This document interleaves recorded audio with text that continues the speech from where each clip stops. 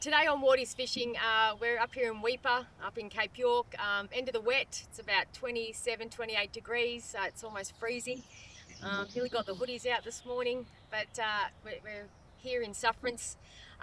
Today I am going to learn how to use a big Barra lure caster. I think it's also known by many as a Baitcaster. Don't even throw baits on them, do you? No, well, we don't do bait fishing, so that's why we can't call it a bait caster. Lure caster. Yeah, lure caster. And over the years, I've learned how to fish just through the same techniques as Wardy has. And over the past couple of months, I've become an independent thinker and sort of thought that maybe Independent thinker? When did that start? Okay, cut.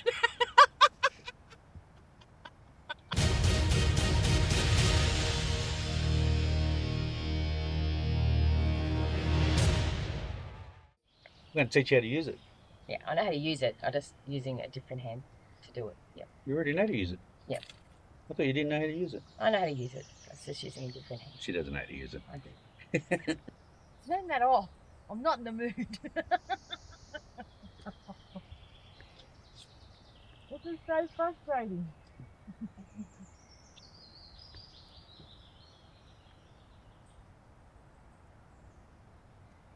See, no fish. Consistency is the key.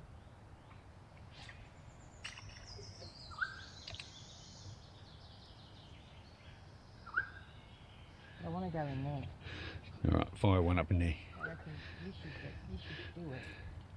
And then we get fish.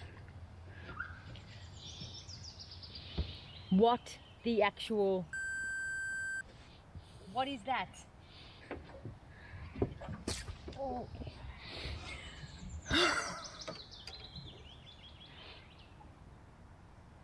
Mm-hmm. This is me trying to use a bait caster. Yep, that pretty much sums it up right there.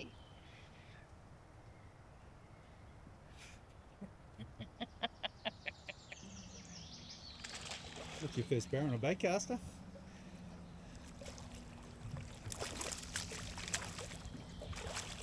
Nice job.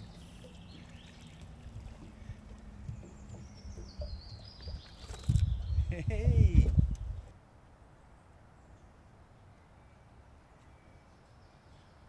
Hooked up again, another barra. So fair to say you're getting the hang of it. Nice fish though. Yep. And people don't like these things because they don't know how to tune them and they get backlashes and stuff like that. But if you tune them right, and the wind's coming directly towards us, if I throw that straight into the wind, it still doesn't backlash at all because we've got all the bearings set. So there you go. Remember rock bar there, mangroves there, so just in the channel in the middle.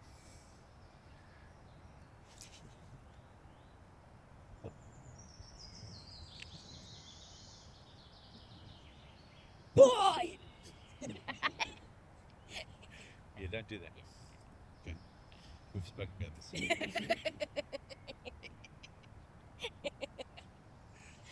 So now try to lob it up a bit more, give it a bit more distance.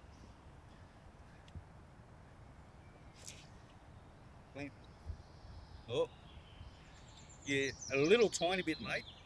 Just pull that out. Maybe it's not done properly. It is done properly. You're a little bit late on getting your finger down. Use air.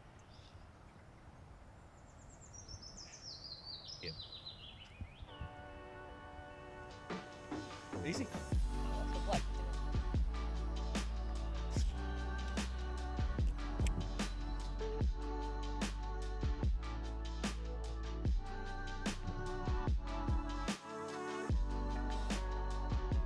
Okay.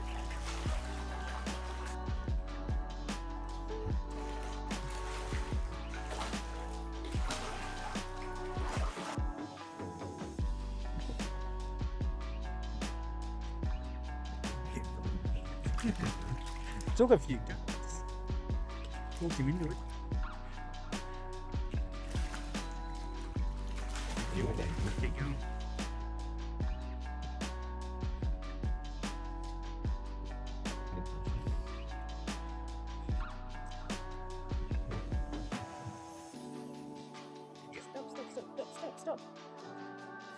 trying to get your hooks out. I've just got another one.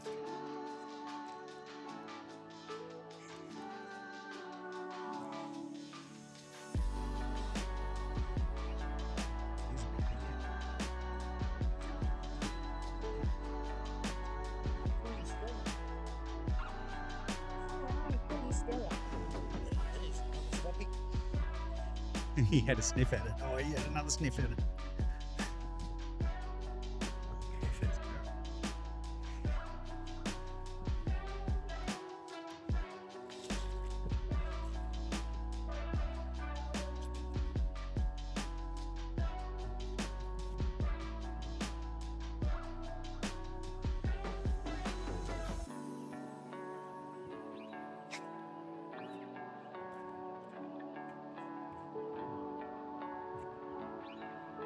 Yeah, got one. Oh, drop deep. Yeah. Fish of the day? Dirty old caddy. Fucking little bastard. That's not Barra. It's going way too quick for a Barra. Maybe a queen yours.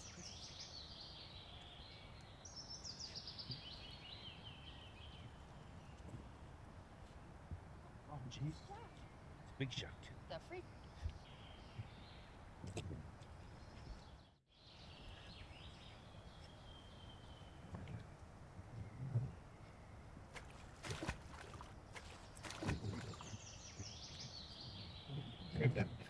Grab that lure out of his mouth, will you? Get fucked? No way. Absolutely not.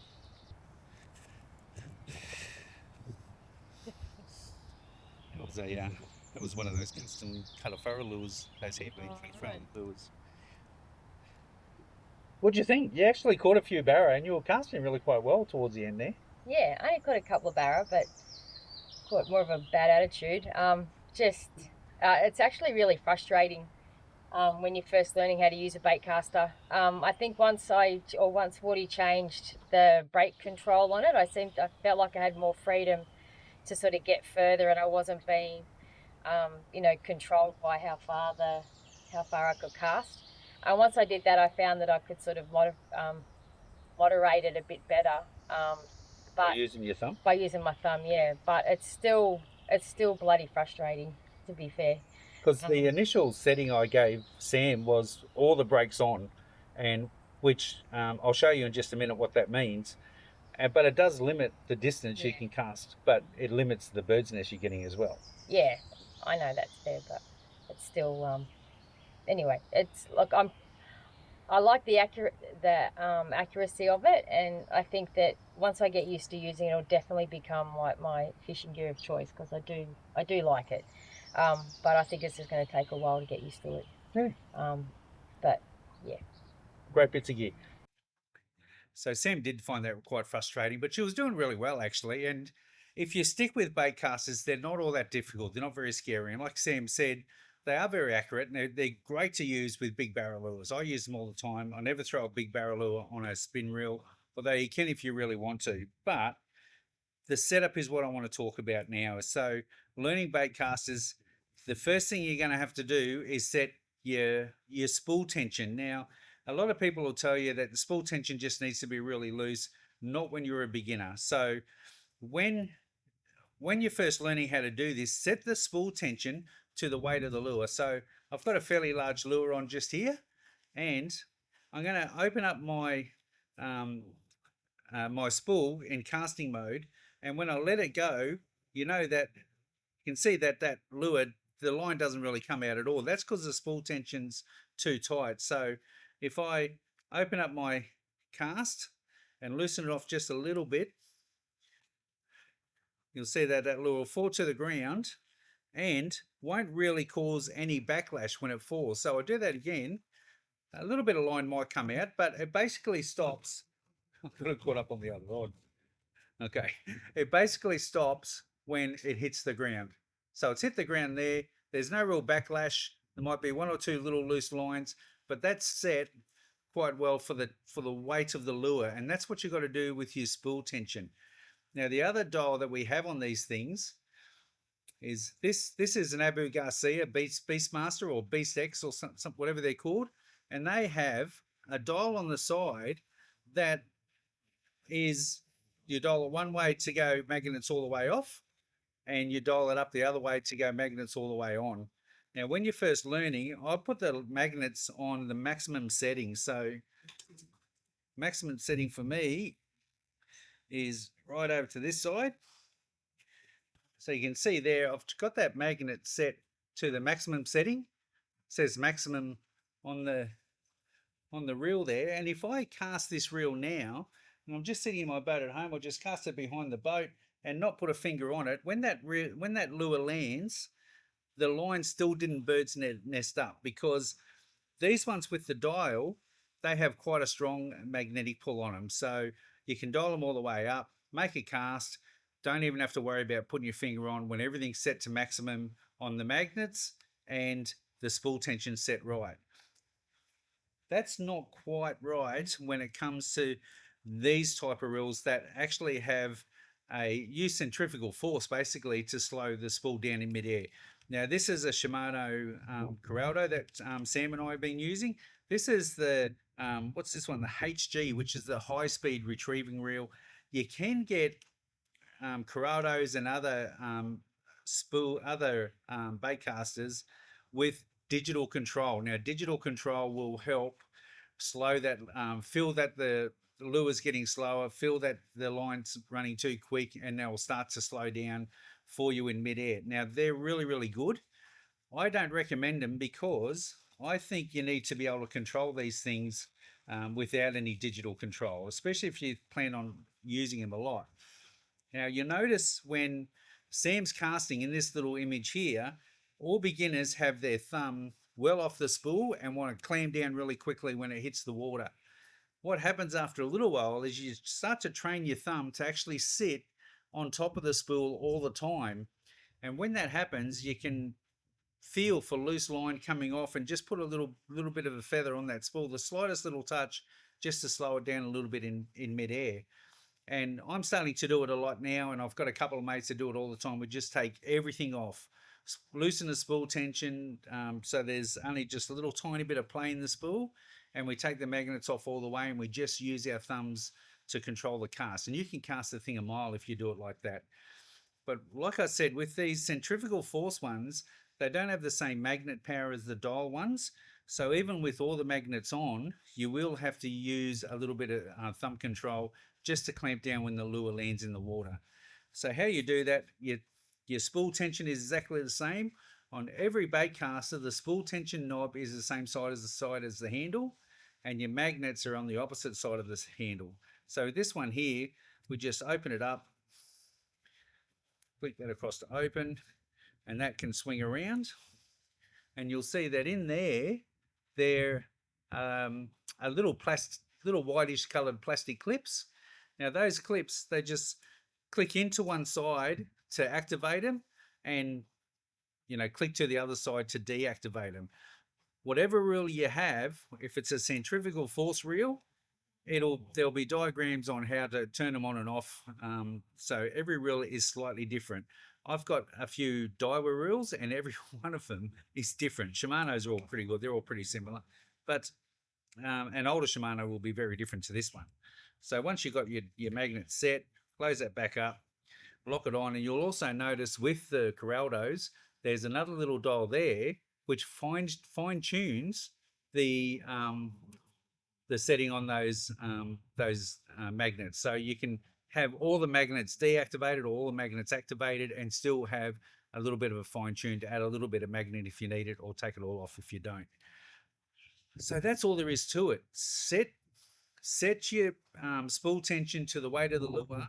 And as you get better, when you're a beginner, put all the magnets on, just like I did with Sam, and she found it frustrating because she wasn't able to get any distance in her cast. So I took a couple off. She started to get a few more bird's nests because she wasn't quick with her thumb. But as she develops, she'll get so much quicker with her thumb. She'll start to use her thumb, to slow the spool down in midair, and you'll get a lot more control out of these. And once you learn how to use them, they're fantastic. I think it probably takes 2 or 3 fishing trips to be good at them. And I've been using them for 30 plus years, and it's just It's like driving a car. First time you drive a car, clutch is really complicated to work out, and the accelerator and your brake and everything's going on, but you don't think about it after a little while. And that's the same with these things. Throw these things out, work your thumb, and you'll never ever get a bird's nest. So give it a crack.